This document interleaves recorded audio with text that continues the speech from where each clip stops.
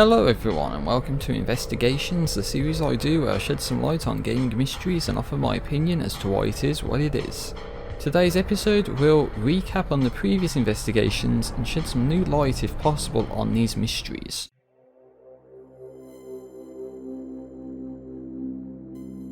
For the first couple of episodes, I attempted to put on a deeper voice to try and make the video more creepy. Now, I'm not really going to do that. I'll try and make it sound more natural, even though the sentences spoken are scripted.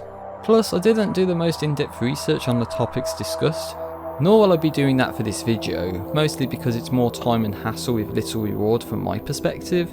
So I'll half-arse the videos now, but maybe not so much in the future, who knows.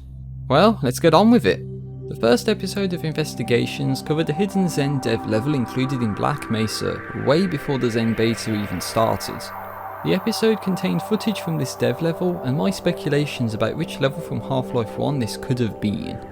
As it turns out, on the 26th of April 2021, Crowbar Collective released a workshop add-on for Black Mesa called the Zen Museum, which contained old builds of Zen maps, showing a progression of the design of the location.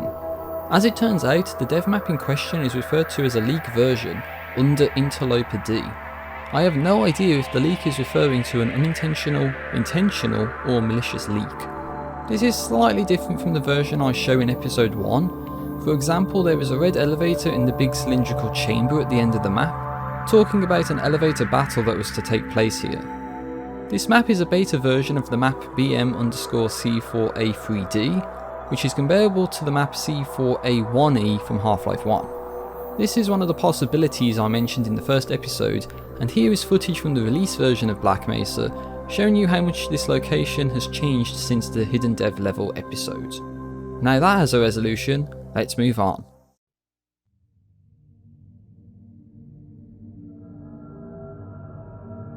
The second episode of Investigations covered a hidden location featured in Destiny Rise of Iron called the Splicer Ship Menkis Sin. Unfortunately, I have no new information to add to this video, so speculation about this area's purpose is still ongoing. I would be inclined to suggest this area had some purpose at some point, but any ideas involved with this place were cancelled and an unlockable door was placed to seal this location away from players. It is possible, therefore, to assume that the devs forgot about this location when this expansion launched, and with Bungie being more focused on Destiny 2, we may never get an explanation for this lost location. Now let's move on to another lost location in the Destiny universe.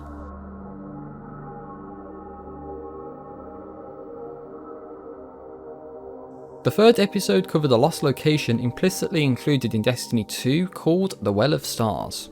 As with the last section, I have no new information to share in regards to this location. Online searches seem to point to a Cade stash that was supposed to be located around this area in vanilla Destiny 2, but it was actually in the Exodus Black area. As it seems this area has no physical evidence, it is quite possible that the cartographers of Nessus forgot to remove this location from the map after this area was cut from the game. Now that Beyond Light is out, it is unknown if this location will ever get an explanation or further development from Bungie. Now let's move on to the most recent episode, at the time of this video anyway.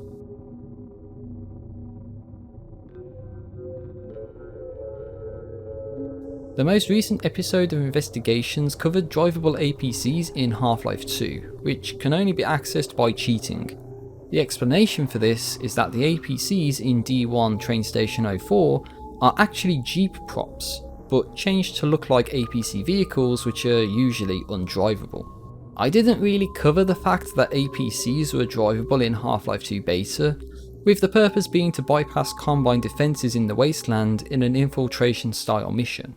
Thanks to Wolf Clock for pointing this out, as well as to not use the fandom wiki for research purposes. Thanks for that, I'll keep that in mind moving forward. Xempty adds that I could have downloaded an older version of Half-Life 2 from Source Ones to see if anything different happens from a PC perspective, plus that the differences between the 360 and the PC versions are due to the Steam Pipe update. Possibly, though that is a new mystery for me. How is it that 3 different things happen when doing one action? Well, with that outstanding question, let's round off the video.